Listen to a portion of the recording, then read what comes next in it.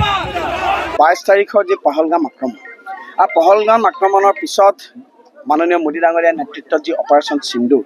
যি অপাৰেশ্যন সিন্দুৰৰ জৰিয়তে পাকিস্তানৰ অহংকাৰক ধূলিত মিলাই দি পেলাই এটা স্পষ্ট বাৰ্তা দিয়া হ'ল যে ভাৰতবৰ্ষৰ ওপৰত যোনে ৰঙা চকু দেখুৱাব সেই দেশৰ ৰঙা চকু কাঢ়ি লোৱা হ'ব আজি Indian army Indian air force Indian navy BSFকে ধৰি পেলাই আমাৰ যি আৰ্ম ফ'ৰ্চেছ তেওঁলোকে যি একাগ্ৰতাৰে যি শক্তিৰে যি ত্যাগৰ মনোভাৱেৰে ভাৰত মাতৃৰ সেৱাত নিজকে বৰ্তি কৰি আহিছে আজি আমাৰো দেশবাসীৰ কৰ্তব্য তেওঁলোকৰ লগত থিয় দিয়া এই যাত্ৰা কোনো ৰাজনৈতিক যাত্ৰা নহয় এই যাত্ৰা হৈছে 150 কোটি ভাৰতীয়ক প্ৰতিনিধিত্ব কৰা ভাৰতৰ আত্মাৰ যাত্ৰা এই ভাৰতীয় আত্মাৰ যাত্ৰাত আজি হিন্দু মুছলমান খ্ৰীষ্টান বৌদ্ধিষ্ট শিখ জৈন সকলো একত্ৰিত হৈছে আমাৰ এই যাত্ৰাত ৰাজনৈতিক দলৰ আজি কংগ্ৰেছৰ মানুহ ইয়াত আহিছে AJPৰ মানুহ আহিছে আমি আহ্বান জনাইছোঁ আহক সকলোৱে আহোঁ আমাৰ ভাৰতৰ যিটো স্পিৰিট আমাৰ ভাৰতবৰ্ষৰ যি শক্তি আমাৰ ভাৰতবৰ্ষৰ শক্তিক প্ৰতিনিধিত্ব কৰা মেৰা ভাৰত মহান বৈচিত্ৰতাৰ মাজত ঐক্য এই ঐক্যৰ বাণী কাৰুগত কৰি মাননীয় প্ৰধানমন্ত্ৰী ডাঙৰীয়াৰ লগতে হাত শক্তিশালী কৰাৰ লগতে ইণ্ডিয়ান আৰ্ম ফ'ৰ্চৰ প্ৰতিজন সৈনিক তেওঁলোকৰ প্ৰতি পৰিয়ালৰ প্ৰতিজন সৈনিকক এইটোৱে আমি ক'ব বিচাৰিছোঁ যে আমি আপোনালোকৰ লগত আছোঁ দেশৰ স্বাৰ্থত আপোনালোকে যি সিদ্ধান্ত লয় এই সিদ্ধান্তৰ লগত আমি মৰালৈকে আমি থাকিম এই বাৰ্তা লৈ আজি আপোনালোকে দেখিছে সামগ্ৰীত জাতি বৰ্ণ ধৰ্ম নিৰ্বিশেষে ওলাই আহিছে অনাগত সময়ত প্ৰত্যেক বুথে বুথে প্ৰত্যেক পঞ্চায়তত এনেকুৱা যাত্ৰা সকলোৱে উলিয়াওক মই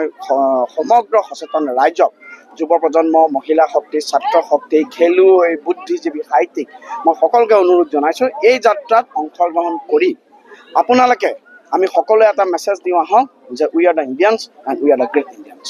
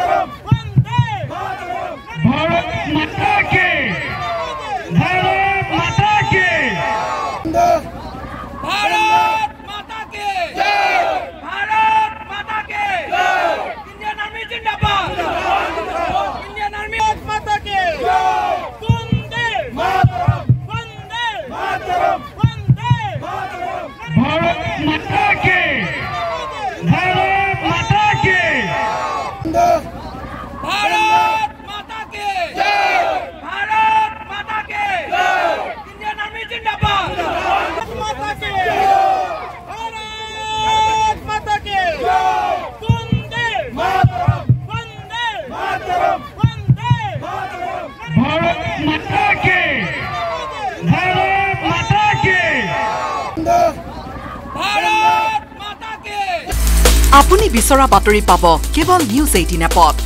নিউজ 18 এপ ডাউনলোড কৰিবলৈ স্ক্যান কৰক এই QR কোড গুগল প্লে ষ্টৰতো পাব এই নিউজ 18 এপ